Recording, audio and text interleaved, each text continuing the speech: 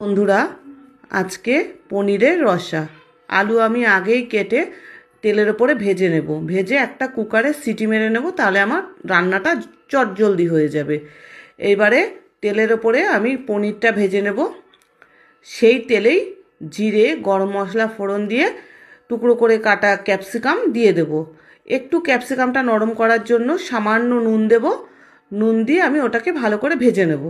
ভাজা হয়ে গেলে তারপরে টমেটো দেব। টমেটো দিয়ে এবার শুকনো মশলা যেহেতু দেব, একটু জল দিলাম।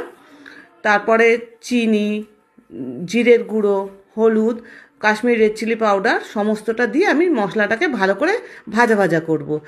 তাতে যোগ করব জিরে বাটা, পোস্ত বাটা আর কাঁচা লঙ্কা বাটা।